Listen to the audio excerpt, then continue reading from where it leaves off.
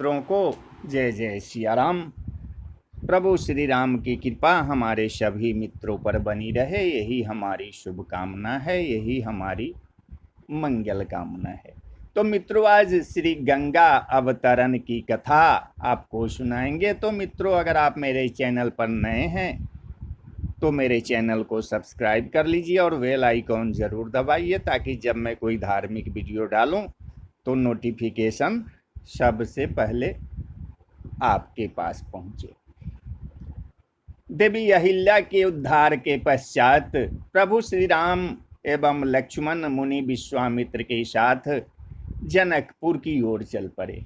गोस्वामी जी लिखते हैं कि चले राम लक्ष्मण मुनि संगा, गए जहाँ जग पावनी गंगा। अगाधि सुनु सब कथा सुनाई,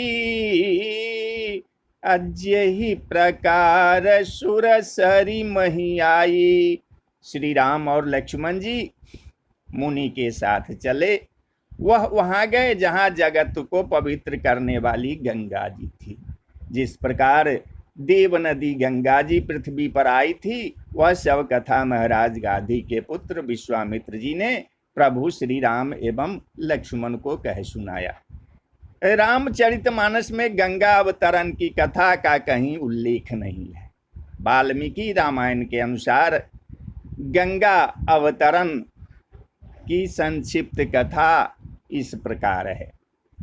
प्राचीन काल में अयोध्या में सगर नाम के एक धर्मात्मा राजा थे। मुनि भृगु के प्रभाव से राजा सगर की पहली पत्नी केसनी से एक एवं दूसरी पत्नी सुमति से 60,000 पुत्र हुए। राजा सगर के यज्ञ करते समय यज्ञ की रक्षा का भार उनके पौत्र महारथी अंशुमान पर था।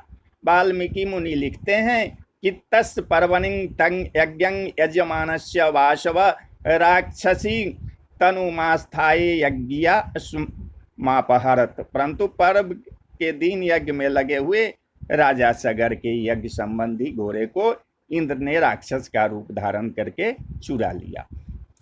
तब राजा सागर के आदेश से 60,000 पुत्र अश्व को ढूंढने निकले। ढूंढते ढूंढते जब वे कपिलाश्रम पहुंचे तो वहां उन्होंने घोड़े को चढ़ते देखा। सारे पुत्र क्रोधित हो कपिल मुनि को मारने के लिए उनकी ओर दौड़े। भगवान कपिल को बड़ा रोष हुआ और रोष में ही सभी सगर पुत्रों को जलाकर राख का ढेर कर दिया। जब सगर पुत्र वापस नहीं आए तो सगर अपने पौत्र अंशुमान को भेजा। वह कपिल के आश्रम में पहुंचा और देखा कि वहां उसके चाचा के राख के ढेर पड़े हुए थे। उसने घोड़े को भी देखा। शोक संतप्त अंशुमान को देखकर गरुड़ जी वहां पहुंचे और कहा, तुम गंगा के जल से अपने चाचाओं का तर्पण करो। यह सुनकर अंशुमान घोड़ा लेकर राजा सगर के पास पहुंचे तथा सारी जानकारी दी। राजा सगर ने गंगा जी को लाने का प्रयास किया, लेकिन गंगा जी को वो नहीं ला सके। उसके बाद अंशुमान राजा बने।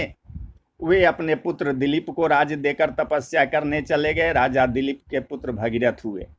दिलीप की मृत्यु के बाद भगीरथ गंगा जी को पृथ्वी पर लाने हेतु तप करने लगे। ब्रह्मा जी ने तप से प्रसन्न होकर कहा, तुम्हारा मनोरथ पूरा होगा, लेकिन गंगा के वेग को पृथ्वी सहन नहीं कर पाएगी। अतः शंकर जी को राजी करो, क्योंकि एकमात्र वही उसे धारण करने में समर्थ हैं।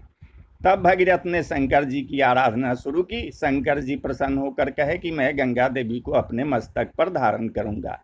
तब गंगा जी शंकर जी के मस्तक पर गिरी। वहां से शंकर जी ने गंगा जी को बिंदु सरोवर में छोड़ दिया। गंगा की एक धारा भगीरथ का अनुसरण करते हुए सागर तक जा पहुंची तथा सगर पुत्रों की भस्म राशि को आपालवित कर दिया, जिससे परिणाम स्वरूप सभी राजकुमार निष्पाप होकर स्वर्ग में पहुंच गए। तभी ब्रह्मा जी वहां पहुंचे और राजा भगीरथ को कहा, यह तुम्हारे नाम पर ही गंगा भागीरथी के नाम से प्रसिद्ध होगी। सभी भक्तों को नमन एवं वंदन। जय जय सिया राम, जय जय हनुमान।